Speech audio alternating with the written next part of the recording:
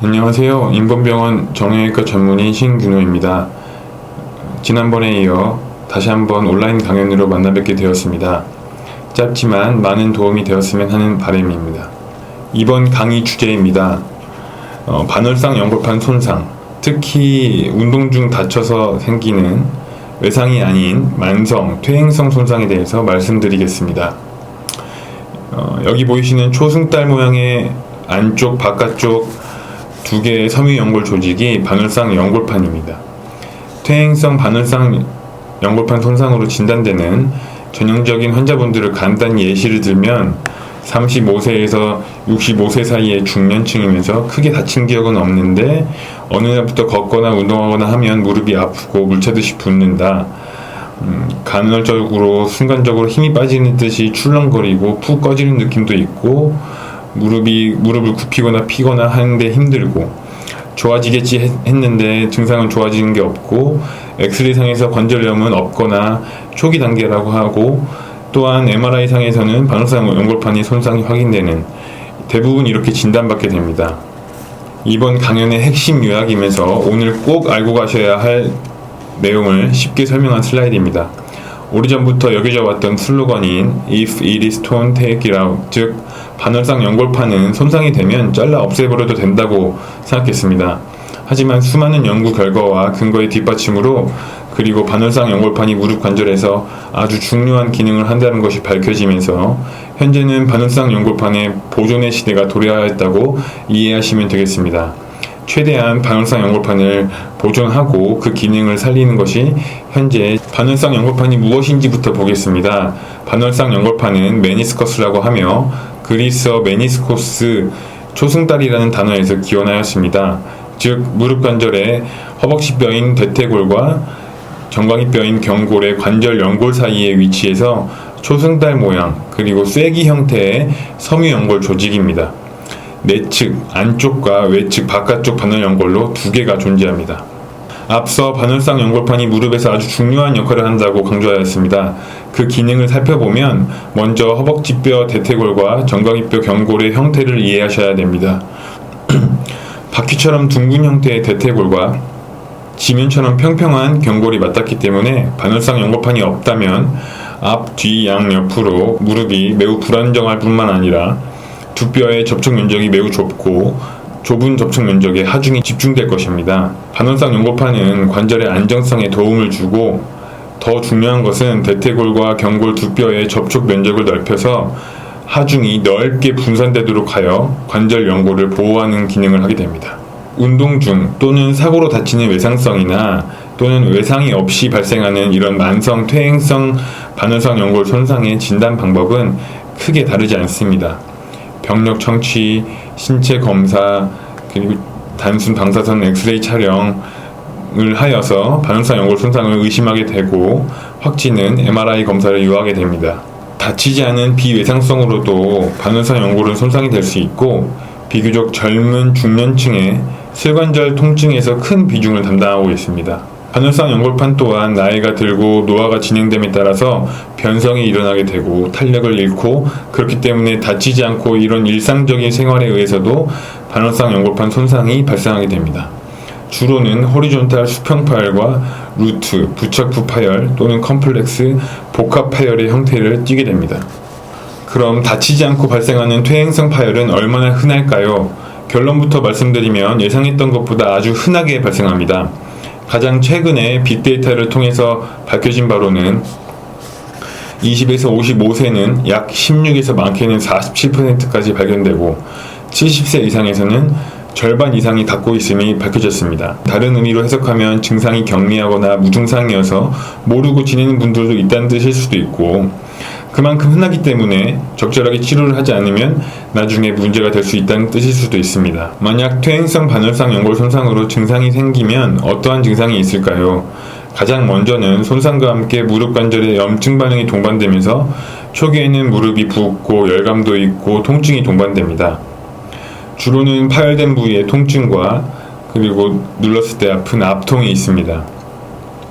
하지만 초기에 이런 부종, 열감, 통증들은 시간이 지나면서 점차 가라앉게 됩니다. 다른 특징적인 증상으로는 손상된 반월상 연골판이 관절 안쪽이나 바깥쪽으로 접혀 들어가서 충돌이 되면 심한 통증과 함께 무릎을 굽히거나 피지도 못하는 잠김 현상이 발생할 수 있습니다. 모든 파열에서 발생하는 것은 아니지만 이러한 증상은 특징적이면서도 조기에 수술적 치료를 요하는 상태를 의미합니다. 또 다른 증상으로는 무력감, 기빙웨이입니다. 주로 환자분들의 표현을 빌리자면 걷다가 갑자기 힘이 쭉 빠진다거나 무릎이 출렁했어요. 자신의 의지와 상관없이 무릎 관절에 힘이 빠지면서 꺾이는 증상을 말하게 됩니다. 이 또한 매우 특징적이면서 이러한 증상이 자주 발생한다고 한다면 조기에 수술적 치료를 요하게 됩니다. 반월상 연골 손상이 되면 어떻게 될까요? 이 질문은 반월상 연골판의 기능과 관련해 있습니다. 반월상 연골판 손상으로 무릎 관절 안에 쿠션 역할을 제대로 수행하지 못하게 된다면 점점 관절 연골은 망가지게 되고 관절염은 진행하게 됩니다. 지금까지 수많은 연구 논문에서 밝혀지면서 반월상 연골판 손상과 퇴행성 관절염의 병의 진행은 아주 강한 상관관계가 있음이 밝혀졌습니다. 이번에는 치료에 대해서 알아볼 것입니다. 치료의 핵심 슬로건은 앞서 말씀드렸듯이 최대한 반월상 연골판을 보존하고 그 기능을 회복하는 것입니다. 반월상 연골판 보존이라고 함은 세 가지를 말하며 1번 반월상 연골판 손상은 봉합이 가능하다면 봉합을 해서 그 기능을 보존한다. 2번 우연히 발견되거나 증상이 없거나 또는 증상이 경미한 경우에는 반월상 연골판 손상은 비수술적 치료를 시행한다. 3번 증상이 호전되지 않고 봉합이 어려운 경우에 부분 절제술이 요구되는 경우에는 필요한 만큼이면서 가능한 한 적게 절제를 시행한다. 이렇게 세 가지를 토대로 치료 방침을 생각하시면 됩니다.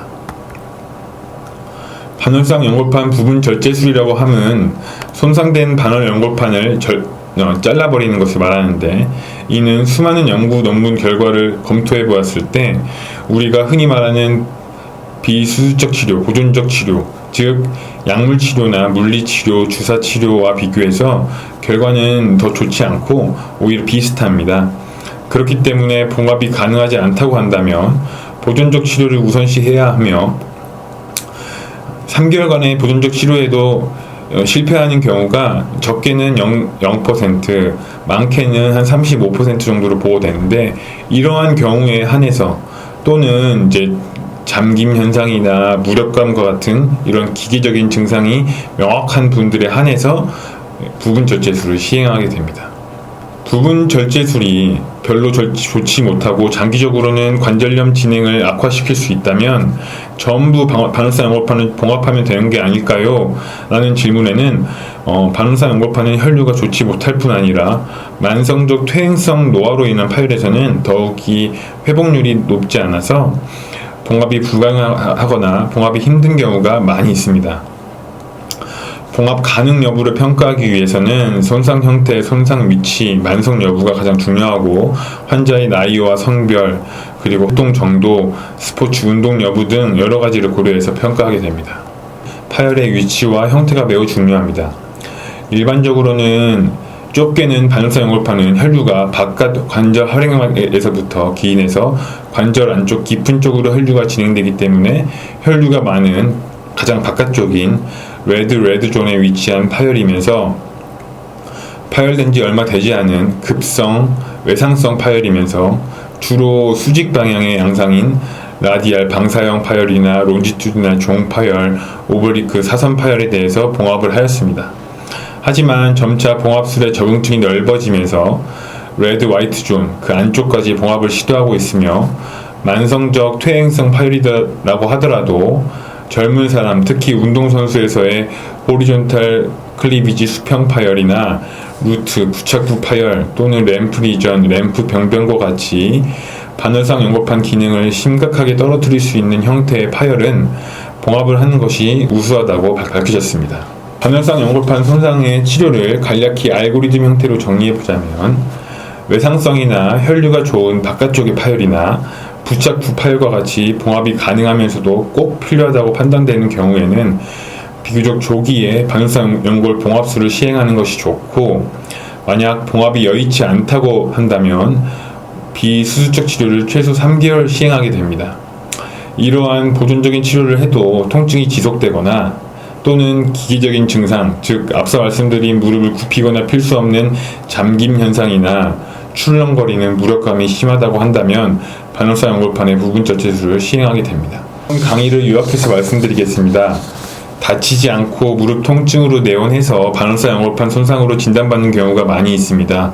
적절한 치료 계획을 세우는 것이 매우 중요하고 그것을 위해서는 단순히 MRI 검사 결과뿐 아니라 여러 가지 요인들을 복합적으로 판단해야 됩니다. 이미 관절염이 진행된 경우에는 반월상 연골판 손상이 아닌 퇴행성 관절염이 우선시되고 거기에 집중을 해야 하며 반대로 관절염이 없다면 최대한 관절염이 오지 않도록 봉합 가능한 반월사 연골판을 봉합하여 최대한 그 기능을 보존하는 것이 중요하고 부분 절제술이 요구된다면 보존적 치료를 먼저 우선적으로 시행하고 그래도 좋아지지 않는 경우에 한해서만 시행하는 것이 좋겠습니다. 이상으로 강연을 마치겠습니다. 많은 도움이 되셨길 바라겠습니다. 감사합니다.